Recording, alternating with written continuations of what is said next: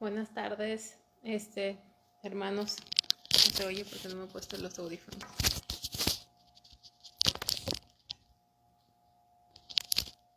Bueno,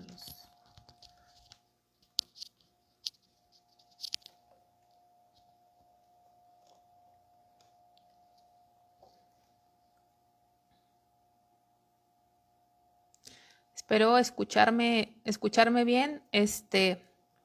Estamos terminando este año, gracias a Dios. Ese es el último discipulado de este año. Vamos a ver la segunda parte de Daniel.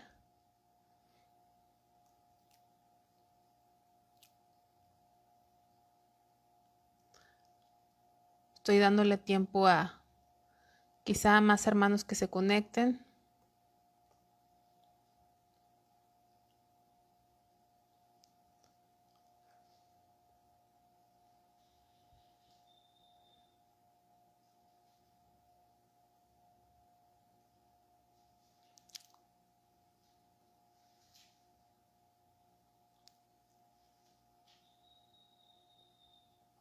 Y bueno, si recordamos un poquito de la introducción de la clase pasada, dice, Daniel fue escrito para alentar a los judíos exiliados al revelar el plan de Dios para ellos. Acuérdense que ellos, ahorita voy a hacer una oración, acuérdense que ellos se, se preguntaban qué iba a pasar con ellos, si iban a estar eh, en manos de Nabucodonosor o en manos de quién, qué iba a pasar con ellos. Y Dios aquí a través de Daniel les habla del plan de Dios para sus vidas. Les hace ver que arriba de Babilonia, arriba de Nabucodonosor, está la mano de Dios que gobierna. No estaban en manos de Nabucodonosor, su destino no estaba en manos de un rey pagano o de naciones gentiles, sino el destino de la nación estaba en manos de Dios. Entonces ahí en su introducción dice, el tema preeminente del libro es el control soberano de Dios sobre los asuntos de todos los gobernantes y naciones y su reemplazo final con el verdadero rey. Entonces dice, Dios no sufrió derrota al permitir a Israel caer, sino que providencialmente estaba cumpliendo su propósito hacia el despliegue completo de su rey, el Cristo exaltado. Dios soberanamente permitió a los gentiles dominar sobre Israel y hasta todos los que vimos, Babilonia, Medo-Persia, Grecia, Roma y hasta el segundo advenimiento de Cristo. Entonces, fíjense qué interesante que el pueblo de Dios pidió un rey conforme a las naciones, ¿no? Y es hasta que están en la cautividad donde por primera vez en el libro de Daniel se lee la expresión Dios del cielo. Es la primera vez que hay esa expresión Dios del cielo. Acuérdense que ya no estaban en su ciudad, no estaban en su territorio, no tenían templo, pero tenían al Dios del cielo. Todo lo que tuvo que pasar, porque ya no hubo más reyes humanos, ya no hubo más reyes hombres para Daniel, para el pueblo de Dios. Pero en el libro de Daniel, el tema principal es el gobierno de Dios, el Dios de los cielos, el Rey de Reyes. ¿Se acuerdan que en todo tiempo hasta los mismos reyes gentiles reconocen que Dios es el que gobierna sobre todo reino? Lo que tuvo que pasar para que ellos dejaran de ver la imagen de un hombre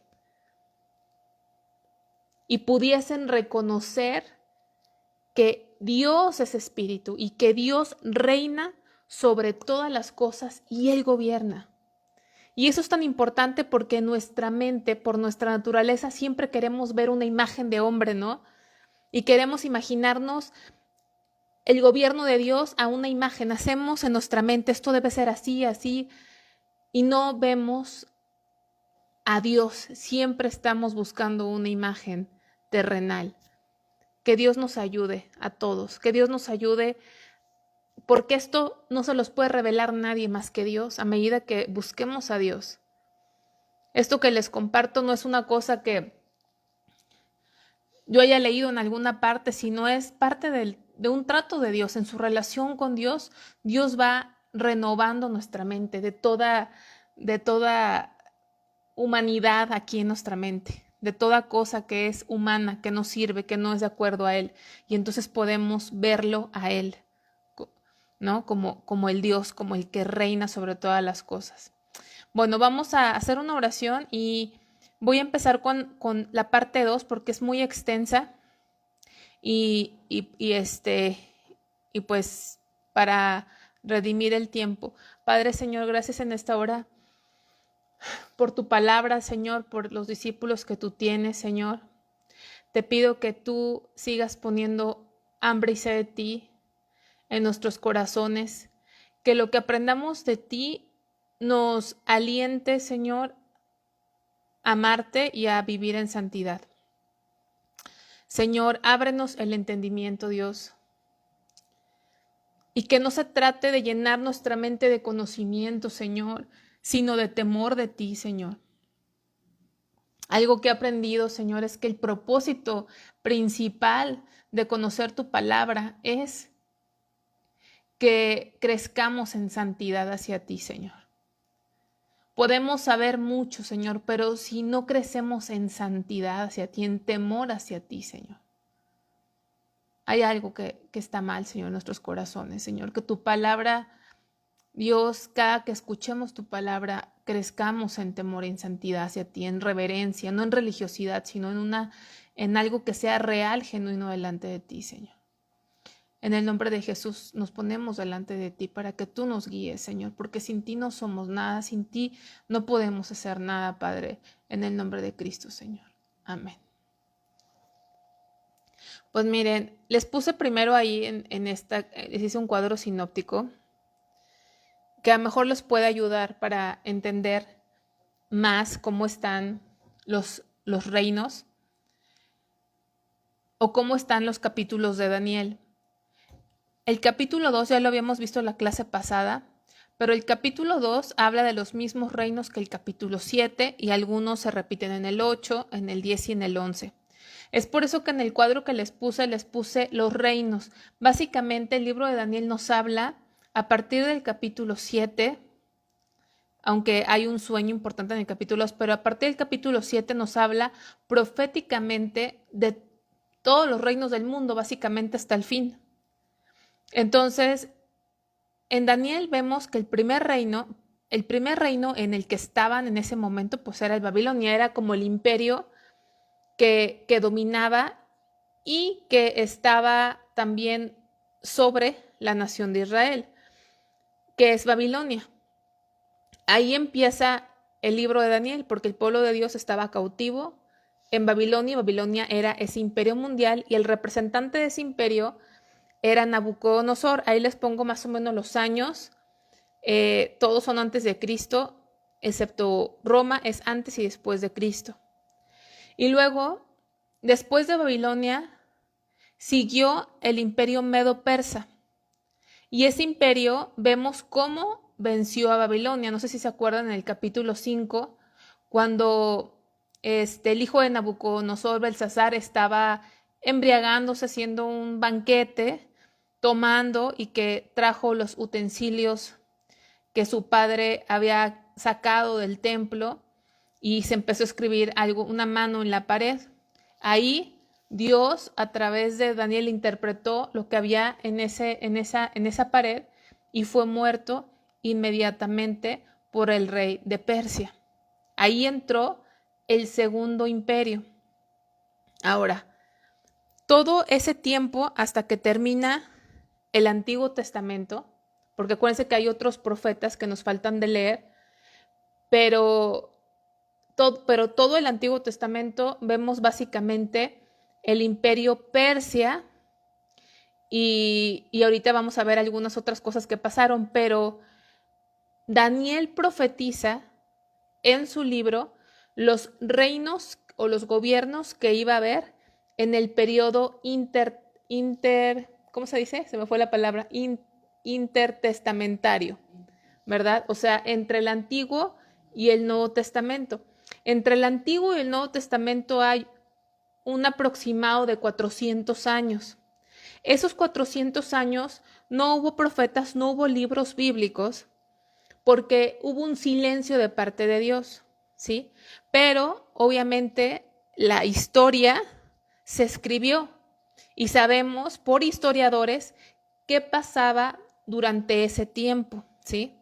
También hay un libro que está en la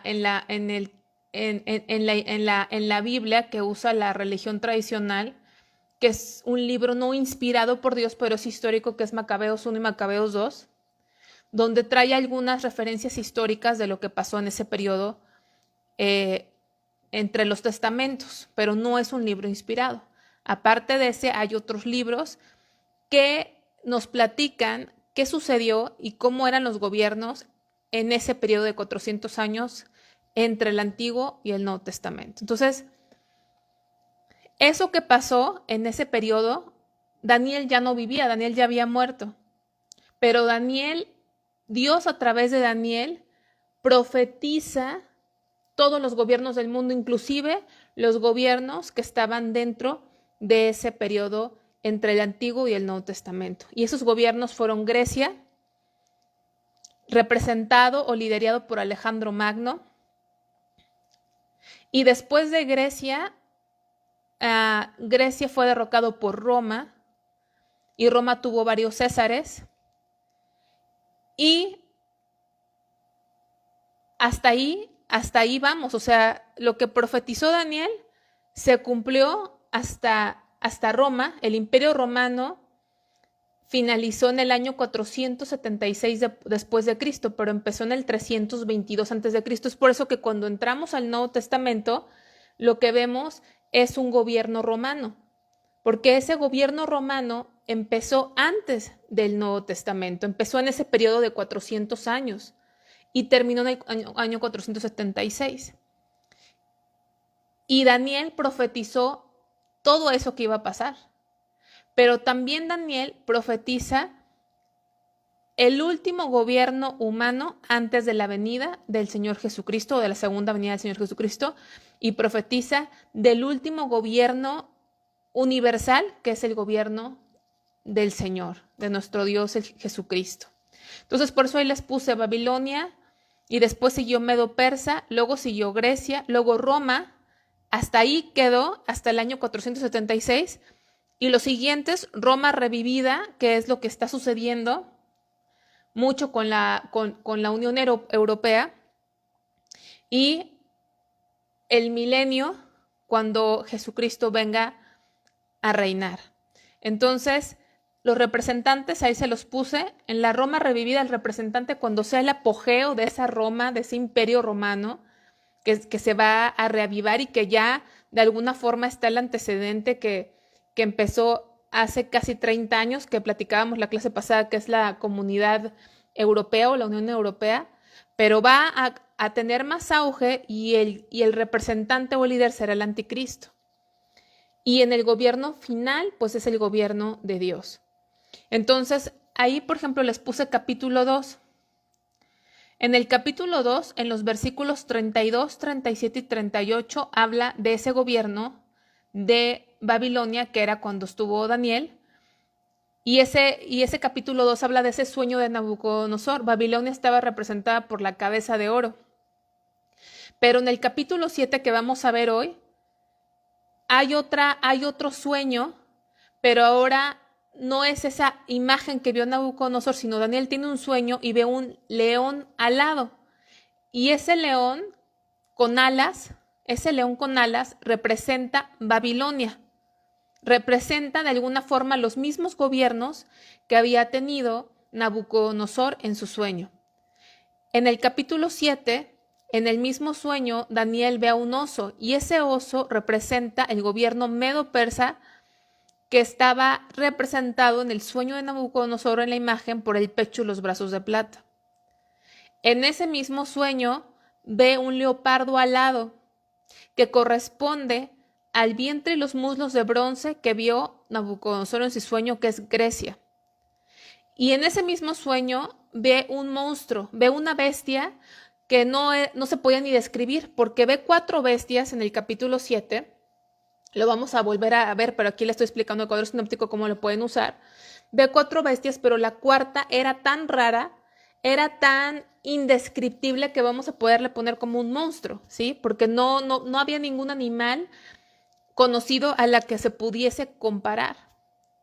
Y después, los 10 cuernos y el cuerno pequeño, de ese monstruo salían 10 cuernos y el cuerno pequeño, que habla de la Roma revivida o reavivada, o sea, y el último, en ese sueño, ve a un hijo de hombre, que pues es Cristo. Eso en el capítulo 7, ya les puse de referencia a los versículos. Luego en el capítulo 8, en los versículos del 3 al 8, 20 y 21, hace referencia al reino medo-persa. En el capítulo 8, en los mismos versículos, hace referencia al reino o el gobierno de Grecia. Y en el capítulo 8, los versículos del 9 al 12, 23 y 26, habla de esa Roma revivida o reavivada, que es la que se está gestando desde hace casi 30 años, pero que todavía no está en la culminación o en el apogeo. Viene en esos versículos. Luego en el capítulo 10 hace referencia otra vez al gobierno medo-persa en los versículos 20 y 21, igual que el gobierno de Grecia.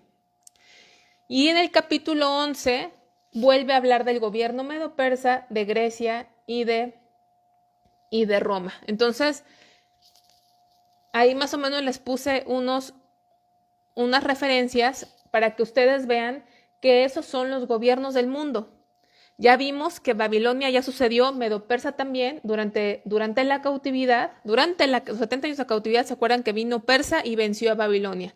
Y ahí, en ese gobierno persa, se queda básicamente el Antiguo Testamento. Y en esos 400 años de silencio dijimos que entra Grecia y luego Roma, y vemos que Roma duró hasta el 476 después de Cristo.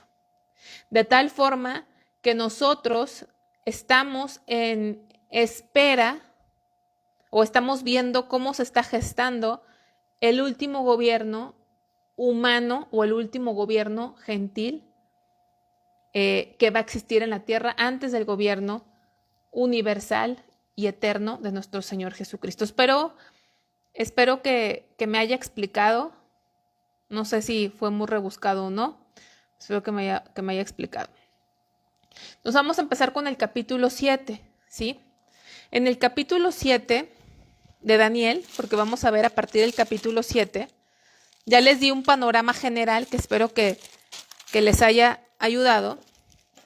Dice, en el primer año de Belsasar, rey de Babilonia, tuvo Daniel un sueño. Entonces, es importante entender esto. En el primer año de Belsasar, rey de Babilonia, tuvo Daniel un sueño. Los capítulos 7 que vamos a leer y el capítulo 8 que sigue ocurren después del capítulo 4, pero antes del capítulo 5. Está un poco revuelto, pero ahí lo pueden ver. Dice, este sueño ocurrió más o menos en el año 553 a.C. y por lo tanto 14 años antes de la caída de Babilonia. O sea, este sueño ocurrió 14 años antes de que Babilonia cayera. Dice, el gran mar que ve es una metáfora. Se refiere a la muchedumbre de pueblos y lo pueden ustedes comparar con Apocalipsis 17:15, que hace la misma referencia. Los mares refieren o son una metáfora de la gente, de los pueblos y de las naciones. Lo pueden buscar posteriormente. Como son 10 hojas las que les di, yo creo que les estoy dando la información para que ustedes puedan revisarlo con calma después en su estudio personal, porque si no vamos a terminar. Entonces, vio salir 4 bestias grandes que representan los mismos reinos que Nabucodonosor había soñado en el capítulo 2. ¿Cuáles ve? Un león alado. Ahí empieza a ver. Dice, soñó 4 bestias grandes. La primera, en el versículo 4, capítulo 7, la primera era como león y tenía alas de águila. Yo estaba mirando hasta que sus alas fueron arrancadas y fue levantada del suelo y se puso enhiesta sobre los pies a manera de hombre y le fue dado corazón de hombre. Entonces, esta primera bestia representa exactamente lo mismo que representaba la cabeza en el sueño de Nabucodonosor.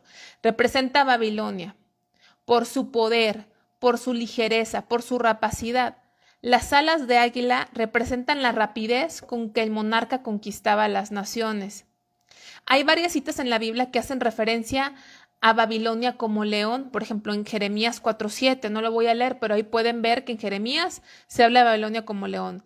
Y las alas de Babilonia como una metáfora de las alas de Babilonia en Lamentaciones 4:19 y Éxodo 17:3. El hecho de que Daniel vio que le fueron arrancadas las alas y levantada del suelo, o sea, a esa bestia, a ese león, se le cortaron las alas, nos habla o nos recuerda la experiencia de Nabucodonosor. ¿Se acuerdan en el capítulo 4 cuando se vuelve a la locura, ¿no? ¿Sí se acuerdan de eso? Que se hace como una bestia, que él se sentía que estaba caminando en su palacio y se sentía orgulloso de todo lo que él había conquistado, de todo su reino, de todo su poder, y Dios le habla y se convierte en una bestia que andaba desnudo, ¿verdad? ¿Qué más? Los pelos largos, las uñas largas, comía como bestia, andaba como bestia. Y también, como paréntesis, el hecho de que él actuara como una bestia que no entendía, que no se sabía comportar, habla mucho de cómo somos nosotros sin Dios. El hombre sin Dios es como esa bestia en la que se volvió Nabucodonosor, es el hombre sin Dios. No entendemos, ¿verdad? No entendemos nada, andamos como animales desnudos, sin comprensión de nada. Así es el hombre sin Dios. Y así trató Dios con Nabucodonosor, porque era demasiado orgulloso. No se daba cuenta que el poder que tenía y el dominio que tenía no venían de él, sino que Dios se lo había dado a él. El verdadero rey y dueño se lo había dado a él. No lo entendía. Entonces, cuando habla de que le cortaron las alas, habla, de alguna forma, hace referencia a la experiencia tremenda que vivió Nabucodonosor. Adicionalmente, en el capítulo 5:31 vemos que las alas le fueron cortadas también porque el reino le fue quitado, ¿sí?, a Balsasar, o sea, su hijo, por Darío de Media o Ciro, ¿verdad? Le fue quitado. En el capítulo 5 lo vimos. Ok, y luego la segunda bestia es un oso. Dice el versículo 5, y aquí otra segunda bestia semejante a un oso, la cual se alzaba de un costado más que del otro, y tenía en su boca 3 costillas entre los dientes, y le fue dicho así: levántate, devora mucha carne. Esa segunda bestia era parecida a un oso, y esta segunda bestia es la misma que el pecho y el brazo de plata que había visto Nabucodonosor en su sueño, ¿sí?, que está haciendo referencia a Meda y a Persia, o el reino medo-persa, que estaba encabezado por Ciro. Representaba Media y Persia, y el costado que se alzaba más que otro corresponde a Persia. Eran 2 naciones que se habían aliado, por eso se llama el gobierno medo-persa, pero porque eran 2, Media y Persia, y se hicieron uno, se aliaron, pero Persia era más fuerte que Media, por eso dice que un costado se alzaba más que otro, y ese costado que se alzaba más era el que tenía más fuerza, y era Persia, mientras que las 3 costillas devoradas eran naciones que había conquistado, representando su voracidad. O sea, traía las costillas, dice, en los dientes, ¿verdad? O sea, no las digería, pero el traer las costillas en los dientes hablaba de que era voraz, ¿sí? No, ni siquiera las digería, las tenía ahí, era muy voraz. Y algunos estudios dicen que posiblemente esas 3 costillas representaban a Babilonia, Egipto y Lidia. Semejante a un oso. El oso es más pesado que el león, pero no tan fuerte como el león. ¿Se acuerdan que los reinos iban decayendo? Por eso después del oro siguió la plata, después siguió el bronce, ¿sí? Iban decayendo. Luego dice la tercera bestia en el versículo 6. Después de esto miré y aquí otra, semejante a un leopardo con 4 alas de ave en sus espaldas. Tenía también esta bestia 4 cabezas y le fue dado dominio.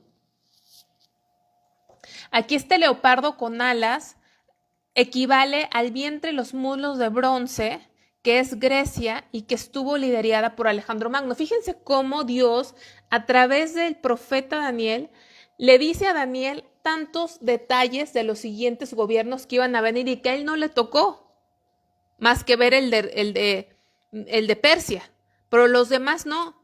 Y ya está diciendo, confirmando de alguna forma el señor Nabucodonosor, que después del gobierno de Ciro vendrá un gobierno que sería el gobierno de Grecia.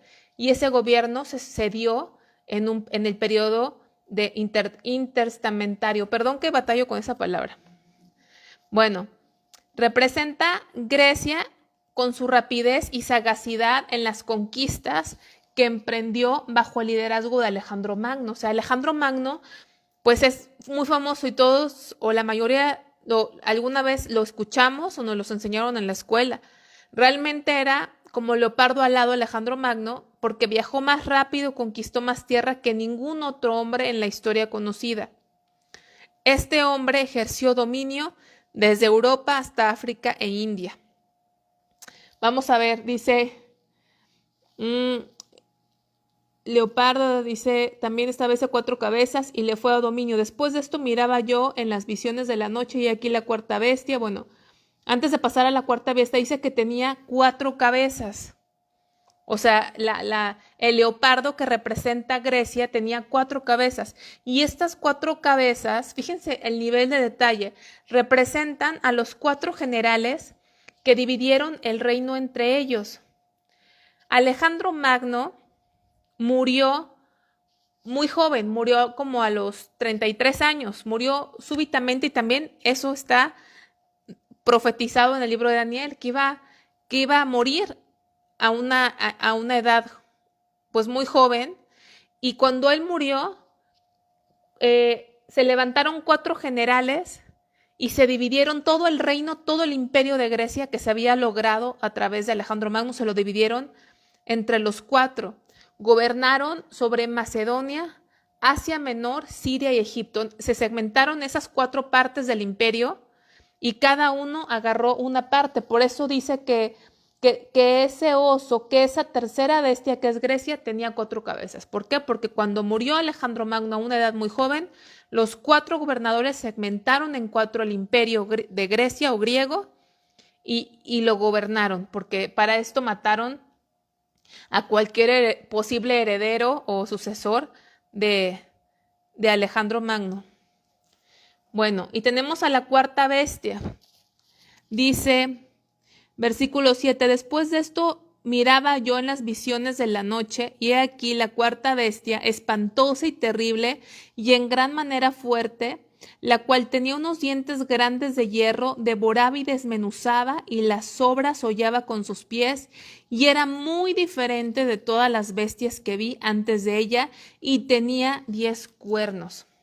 Entonces, esta cuarta bestia es tan rara, tan diferente a todo lo antes visto, que ni siquiera puede describirlo como un animal y dice, esta es otra cosa. Era la más fuerte, era la más cruel. Dice que con los dientes eran como dientes de hierro y desmenuzaba, ¿sí? Devoraba y desmenuzaba y las sobras las pisaba con sus pies. Entonces, esta bestia apunta al Imperio Romano, que ya estaba representado por las piernas de hierro en el capítulo 2 durante el sueño de Nabucodonosor. Era devastador en sus conquistas. El dominio romano llegó a su fin en el año 476, después de Cristo, ahí es después de Cristo, Puse antes de Cristo, pues después de Cristo. Y aunque se mantuvo en un estado dividido como Europa, ese imperio romano va a resurgir y se va a convertir en una gran fortaleza unificada justo antes de la venida de Cristo. Ese imperio romano que ya dejó de existir, ese imperio romano que comenzó durante el periodo entre los dos testamentos, ese imperio romano fue derrocado o cayó en el año 476, pero ese imperio romano va a resurgir. Por eso les digo que hace 30 años empezó la Unión Europea, que hay varios países que están dentro de esa Unión Europea y son países a los que puedes viajar de un lado al otro, no necesitas un pasaporte entre esos países, son alianzas que tienen, usan la misma moneda que es el euro y es un conjunto de naciones que ha alcanzado mucho poder. O sea, simplemente cuando vemos el euro simplemente con ese pequeño detalle, el euro es de las monedas más caras, es más fuerte el euro que aún el dólar americano y otras cosas, ¿no? Pero todavía ese imperio romano o esa reavivación de ese imperio todavía no lo vemos como se va a ver, pero esto que les digo, que ya existe la Unión Europea, es importante porque de alguna forma es el antecedente de lo que va a venir. O sea, ya no es casualidad que hace menos de 30 años se haya conformado esa Unión Europea. No es casualidad, es parte de un cumplimiento profético. Es parte de que se está gestionando este último gobierno gentil antes de la venida de Cristo. O sea que realmente lo que podemos ver es de que probablemente nos toque a nosotros el rapto. Es muy probable que nos toque verlo a nosotros, ¿verdad? Muy, muy probable, porque realmente todas las profecías se han cumplido, ya todo se ha cumplido. Estamos en espera, ¿mande? Estamos en espera de que el Señor venga por su iglesia. Entonces estamos en ese último gobierno, ¿sí? En la preparación de ese último gobierno. Entonces, los 10 cuernos, vamos a pasar, ahí puse 4.1 porque de alguna forma están relacionadas. Dice que tenía 10 cuernos, versículo 8, mientras yo contemplaba los cuernos, he aquí que otro cuerno pequeño salía entre ellos y delante de él fueron arrancados 3 cuernos de los primeros, he aquí que este cuerno tenía ojos como de hombre y una boca que hablaba grandes cosas. Entonces, estos 10 cuernos que eran parte de esa bestia, estos 10 cuernos y uno pequeño, porque eran 10 cuernos, esta bestia tenía 10 cuernos y se levanta uno pequeño y cuando se levanta este pequeño se derrocan 3 cuernos. Estos 10 cuernos habla precisamente de ese imperio romano que se está reavivando, que es el que les estoy comentando. Esos 10 cuernos hablan de eso y ese cuerno pequeño habla del anticristo. Entonces, una explicación, a ver si puedo darme a explicar, dice, como mencionamos, en el año 476 después de Cristo, el monstruo se retiró para invernar, o sea, ese monstruo horrible, esa cuarta bestia que fue el imperio romano, ¿sí? Se retiró, decayó, pero la profecía dice que va a ser despertado en los últimos tiempos en forma de 10 naciones con un rey en cada una de ellas, así como otro rey encima de ellos que será el anticristo. El versículo 8 vemos el ascenso del anticristo.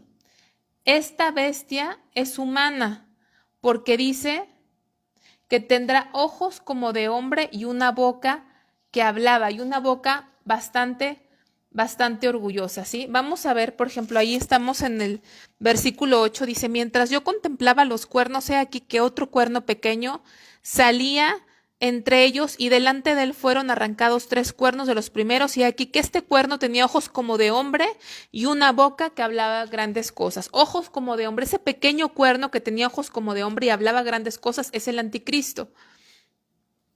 Vamos a ver el versículo 24, donde él le da la interpretación a Daniel. Los 10 cuernos significan que aquel reino se levantarán 10 reyes, y tras ellos se levantará otro, el cual será diferente de los primeros, y a 3 reyes derribará. Y hablará palabras contra el Altísimo, y a los santos del Altísimo quebrantará, y pensará en cambiar los tiempos y la ley, y serán entregados en su mano hasta el tiempo y tiempos y medio tiempo. Habla ahí del anticristo. Vamos a ver algunas otras referencias de este pequeño cuerno. Vamos a 2 de Tesalonicenses.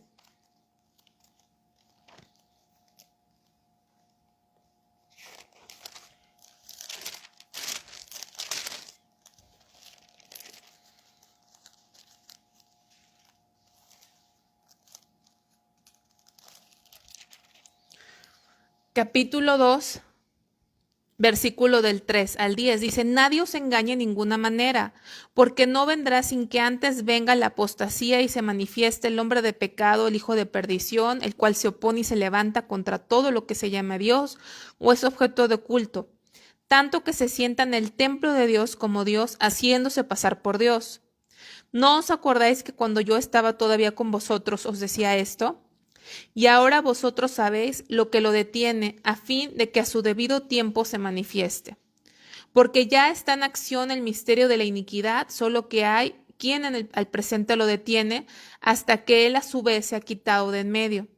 Y entonces se manifestará aquel inicuo, a quien el Señor matará con el espíritu de su boca y destruirá con el resplandor de su venida. Inicuo, cuyo advenimiento es por obra de Satanás, con gran poder y señales y prodigios mentirosos, y con todo engaño de iniquidad para los que se pierden, por cuanto no recibieron el amor de la verdad para ser salvos. Entonces, este inicuo es el anticristo, ¿sí? Es alguien que dice que se levanta contra todo lo que se llama Dios, es objeto de culto, versículo 4, tanto que se sienta en el templo de Dios como Dios, haciéndose pasar por Dios. El anticristo va a querer la adoración, lo que Satanás siempre ha querido. ¿Y cómo va a ser? Va a venir con poder, con señales y con prodigios mentirosos, con engaño. Va a tener un gran poder, este individuo del anticristo, un gran poder, pero dice que el Señor lo matará con el espíritu de su boca. Entonces, ese anticristo es, aquí vemos esa referencia al anticristo, ese cuerno pequeño que hablará contra Dios, lleno de orgullo, porque el orgullo es el pecado del diablo, el orgullo, la vanidad, el altanería. Por eso Dios aborrece el orgullo. Vamos a ver otra referencia en Apocalipsis 13.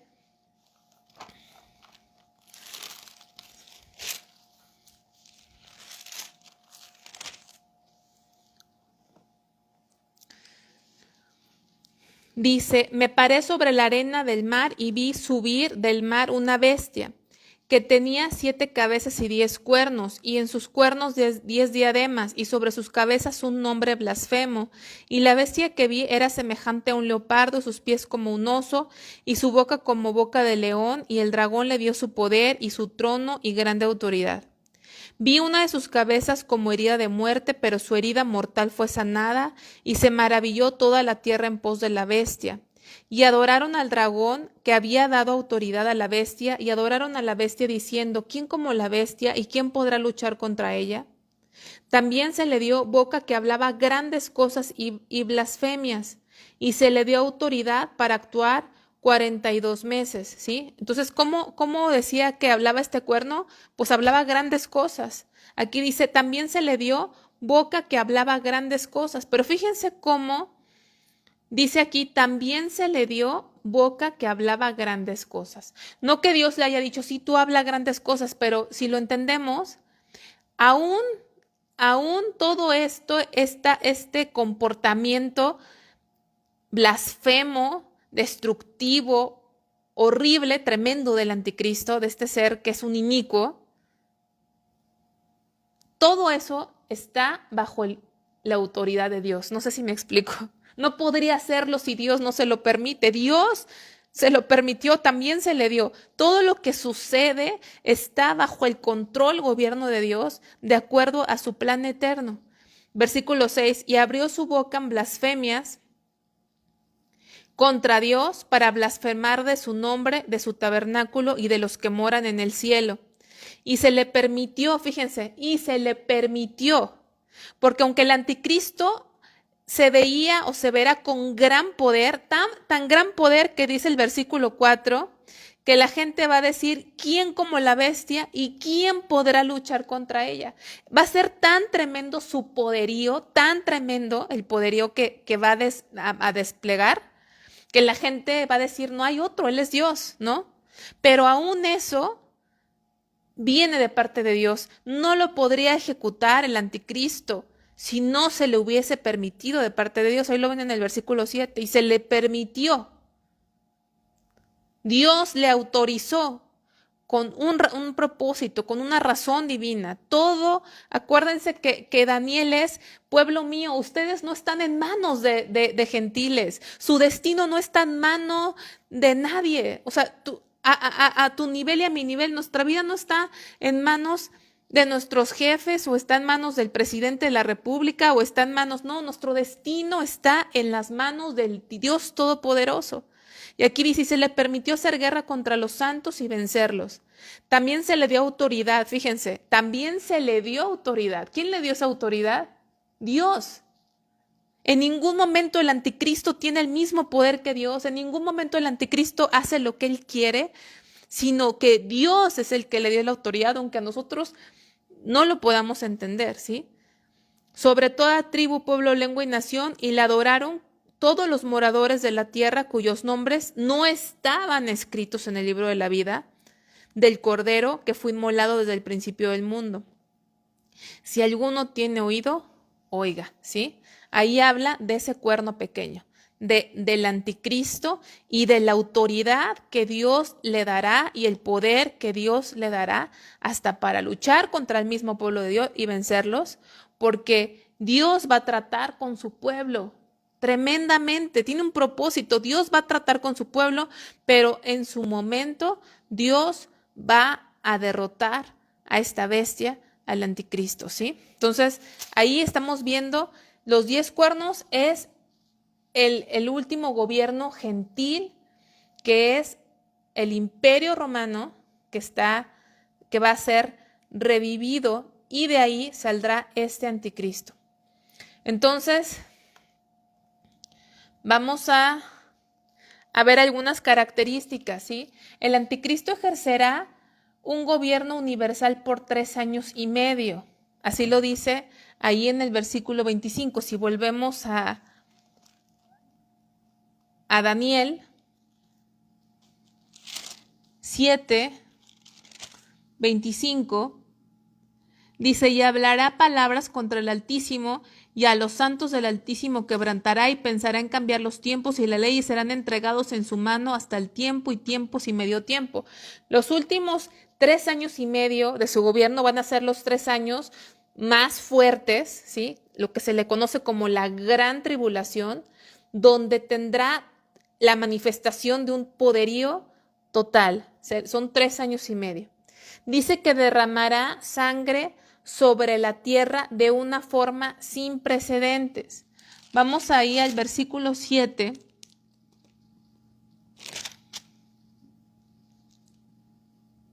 Que ya lo leímos, porque dice, después de esto miraba yo, bueno, vimos el poderío que va a tener, y después en el versículo 19, esta misma, dice, entonces tuve deseo de saber acerca de la cuarta bestia, que era tan diferente de todas las otras, era espantosa en gran manera, que tenía dientes de hierro y uñas de bronce, que devoraba y desmenuzaba, y las obras hollaba con sus pies. Sí, si el Imperio Romano fue así, pues el último gobierno del anticristo va a superar todo, o sea, va a ser tremendamente destructivo. Si antigua Roma fue destructiva, cuando se levante el anticristo, pues todavía va a ser peor, que es lo que le llamamos o le conocemos como el periodo de tribulación, y los últimos 3 años como la gran tribulación. Oprimirá a los santos de Dios. Dice en el versículo 25 dice, y hablará palabras contra el Altísimo, y a los santos del Altísimo quebrantará, y pensará cambiar los tiempos y la ley, y serán entregados en su mano hasta el tiempo y tiempos y medio tiempo. ¿Sí? Va a haber una persecución tremenda para los santos de Dios. Ahí lo estamos viendo. Vamos a Apocalipsis 12.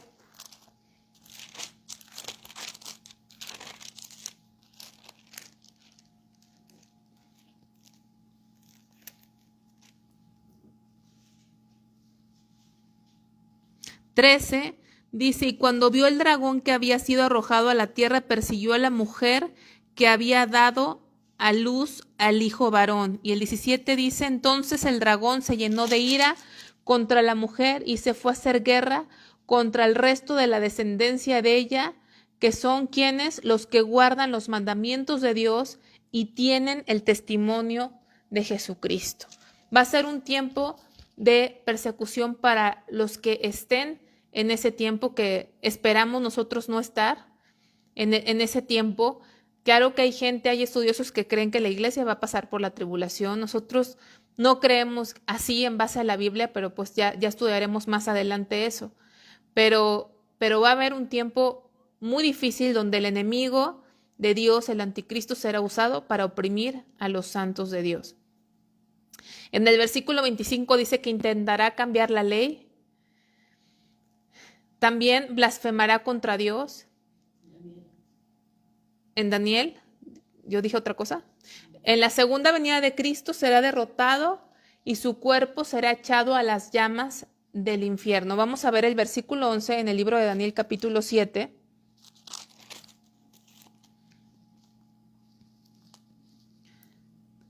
Yo entonces miraba a causa del sonido de las grandes palabras que hablaba el cuerno, miraba hasta que mataron a la bestia y su cuerpo fue destrozado y entregado para ser quemado en el fuego. Entonces, en la segunda venida de Cristo, ¿verdad? Va a ser derrotado y su cuerpo va a ser echado a las llamas del infierno. Esto de cuando es terminado, ese cuerno o ese anticristo es vencido, es destruido, también tipifica en Daniel capítulo 2 cuando esa piedra que es cortada destruye toda la imagen, ¿sí? Todos los gobiernos. También tipifica eso. Entonces ahí en Apocalipsis 19, 20 podemos ver otras referencias de lo mismo. Apocalipsis 19, 20 y 20, 10.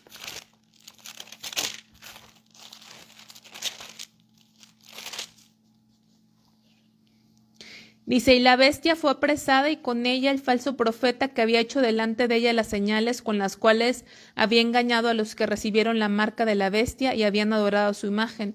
Estos dos fueron lanzados vivos dentro de un lago de fuego que arde con azufre. Y el capítulo 20, 10 dice, y el diablo que los engañaba fue lanzado en el lago de fuego y azufre donde estaban la bestia y el falso profeta, y serán atormentados día y noche por los siglos de los siglos. Entonces ahí vemos cómo en Apocalipsis se confirma cuál va a ser el fin de este cuerno pequeño, de esta bestia que es el anticristo. Y ahí en ese mismo capítulo vemos a Jesucristo. También habla de Jesucristo, quien es el Rey de Reyes, y él es la piedra demoledora que se veía en el sueño del rey Nabucodonosor. Él viene en las nubes para reclamar su legítima herencia. Vamos a ver ahí Daniel capítulo 7, donde estamos. Versículo 13 dice, miraba yo en la visión de la noche y he aquí con las nubes del cielo venía uno como un hijo de hombre que vino hasta el anciano de días y le hicieron acercarse delante de él. Y le fue dado dominio, gloria y reino para que todos los pueblos, naciones y lenguas le sirvieran. Su dominio es dominio eterno que nunca pasará y su reino uno que no será destruido. ¿Sí? Entonces ese es el reino del Señor Jesucristo. Viene para reinar. Y el anciano de días, pues es el Señor, no porque sea un anciano que se envejezca, porque Dios es eterno, pero cuando nos habla de anciano de días, nos hace ver que Él es precisamente eterno, que Él siempre ha existido.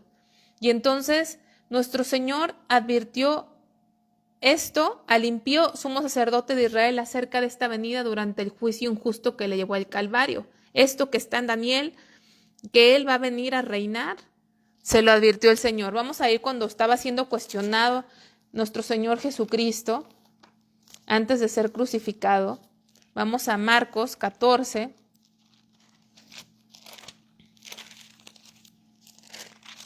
Versículos 61 y 62.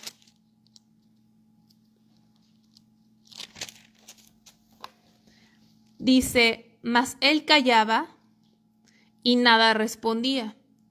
El sumo sacerdote le volvió a preguntar y le dijo, ¿eres tú el Cristo, el Hijo del bendito? Jesús le dijo, yo soy. Y le dijo esto, y veréis al Hijo del hombre sentado a la diestra del poder de Dios y viniendo en las nubes del cielo. El mismo Jesucristo lo dijo. Él va a venir en las nubes y cuando Él venga, Él va a reinar. Acuérdense que una cosa es el rapto y otra cosa es la segunda venida de Cristo. El rapto es que no existe esa palabra en la Biblia, sino habla de un arrebatamiento donde los hijos de Dios, los que han creído en Él, van a desaparecer porque Dios los va a llevar con Él. Pero la segunda venida habla cuando Él venga a poner a sus enemigos debajo de sus pies, que es diferente al rapto. El rapto y la segunda venida no es lo mismo. Y aquí está diciendo, va a venir en las nubes del cielo, ¿sí? Porque Él es el Cristo, Él es el Hijo del hombre, ¿no? Él es el Rey de reyes y Señor de señores. Y el mismo Jesús se lo estaba diciendo al sumo sacerdote. Entonces, su padre, el anciano de días, le da su trono universal y eterno. Vamos a ver esos versículos que ahí en Daniel, para Daniel capítulo 7.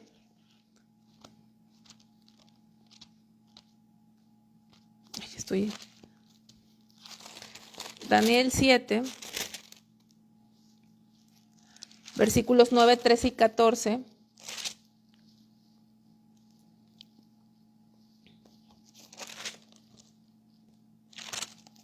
Dice, estuve mirando hasta que fueron puestos tronos y se sentó un anciano de días cuyo vestido era blanco como la nieve y el pelo de su cabeza como lana limpia. Su trono llama de fuego y sus ruedas del mismo fuego ardiente, ¿sí? Habla del anciano de días que le da su trono a Cristo universal y eterno. Versículo 13 y 14, lo que ya leímos. Miraba yo en la visión de la noche y aquí con las nubes del cielo venía uno como el Hijo de Hombre que vino hasta el anciano de días y le hicieron acercarse delante de él y le fue dado dominio, gloria y reino para que todos los pueblos, naciones y lenguas le sirvieran.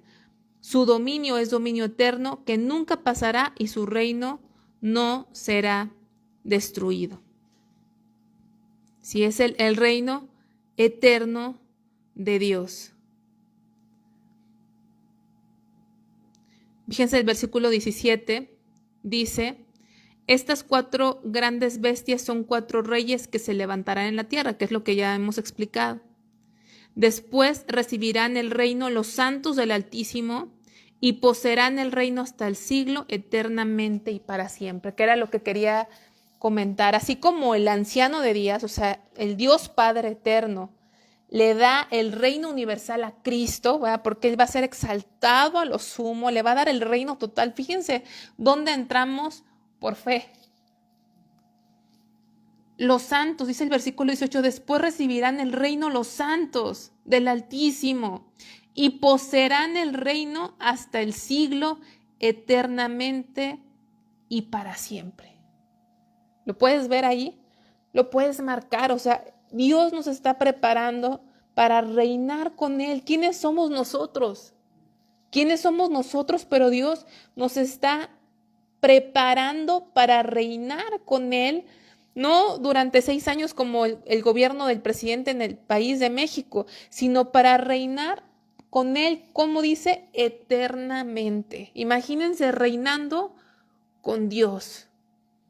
reinando con Dios. Yo creo que el saber eso nos debería hacer más diligentes en nuestra vida espiritual con Dios, ser más entregados, más agradecidos, prepararnos más, servirle más fielmente al Señor y que se nos quitara toda flojera, toda pasividad, toda mediocridad que a veces nos llena, sino servirle a Él con todo el corazón, en todo lo que somos, nuestras 24 horas, los 7 días de la semana. Porque esto que Él ha preparado para nosotros, para lo que Él nos ha elegido, es muy grande. Ya con la salvación ya hubiera sido mucho más que suficiente, pero aún Él tiene preparado que reinemos con Él por la eternidad. Entonces, dice Daniel, ve un río de fuego que procede del trono en el versículo 10, de ahí de ese capítulo, estamos en el capítulo 7 de Daniel. Dice, un río de fuego procedía y salía delante de él, millares de millares le servían y millones de millones asistían delante de él. El juez se sentó y los libros fueron abiertos, ¿verdad? Que habla de un juicio. Todo lo que se ha hecho en la tierra está registrado y va a haber un juicio. Pero imagínate, dice, millares de millares le servían y millones de millones. Imagínate, ¿te puedes imaginar la cantidad de ángeles que le sirven a Dios? Millones, millones, o sea, no creas que son 1,000, 10,000, son millones de millones, o sea, imagínate el coro celestial que Dios tiene, que yo creo que ellos sí han de cantar muy bonito, ¿verdad? Millones, millones, más los santos que ya están con Él.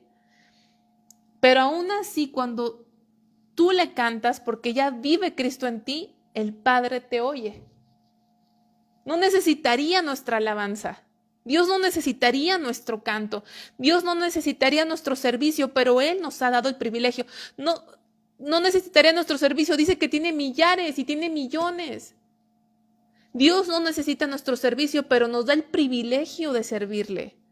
Y nosotros a veces no queremos servirle. Nos da ese privilegio. Entonces dice que Daniel ve un río de fuego que procede del trono. Esta corriente de juicio, hay un juicio, pero después se tornará en una fuente de bendiciones cuando finalice el juicio del trono blanco, porque esto habla del último juicio, el último juicio que es el juicio del trono blanco. Vamos a ver un poco acerca de este juicio. Dice Isaías 66:15.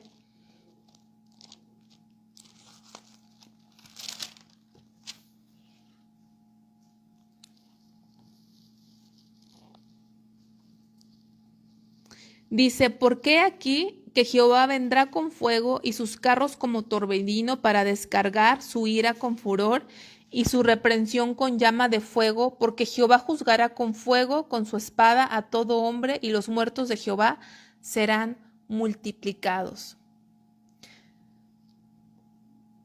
15:16.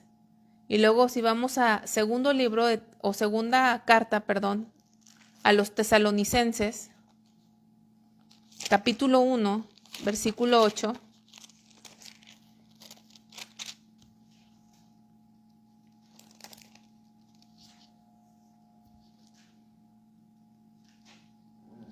Dice, en llama de fuego para dar retribución a los que no conocieron a Dios ni obedecen al Evangelio de nuestro Señor Jesucristo. Entonces, va a haber un juicio. Dicen llama de fuego. Ahí en el versículo 10 habla de un río de fuego. Va a haber una retribución para aquellos que no aman al Señor Jesucristo, para aquellos que no guardaron sus mandamientos. Vamos a Apocalipsis 22:1.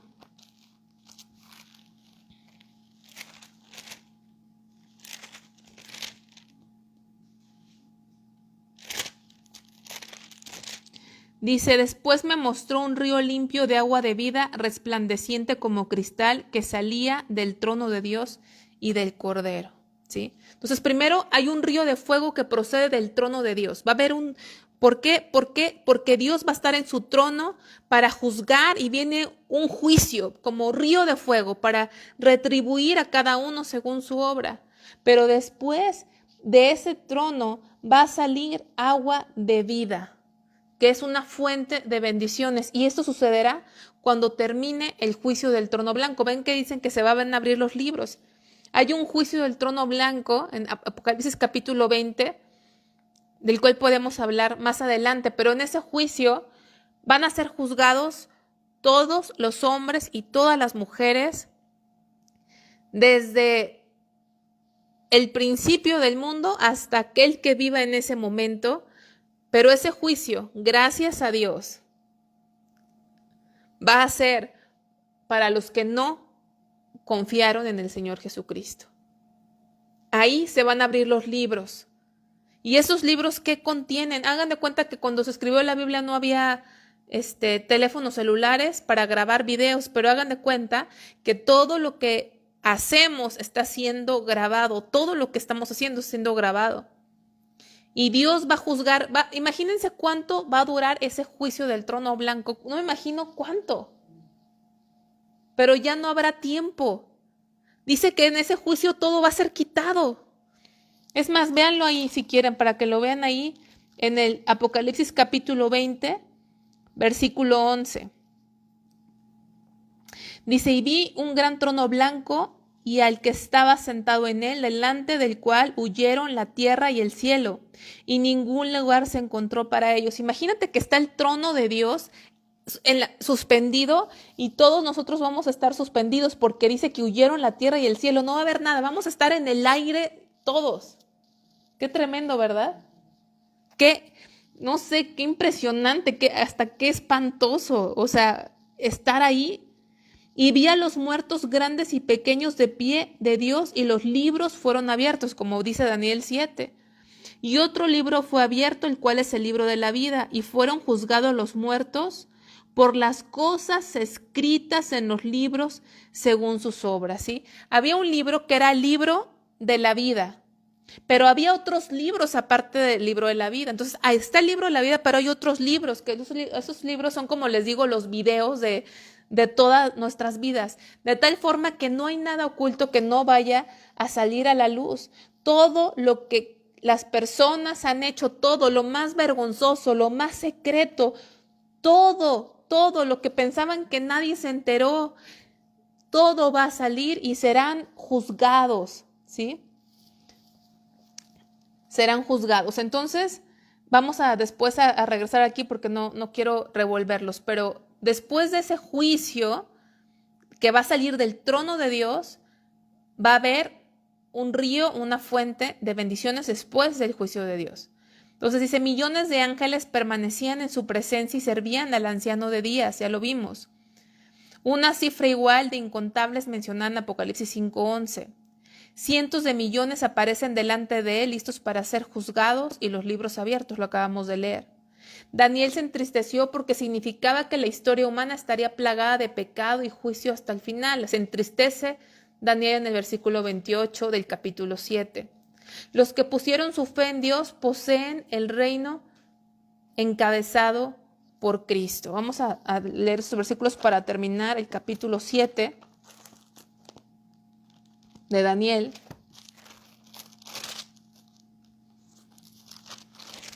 Versículos 18. Después recibirán el reino de los santos del Altísimo, ya lo leímos, y poseerán el reino hasta el siglo, eternamente y para siempre.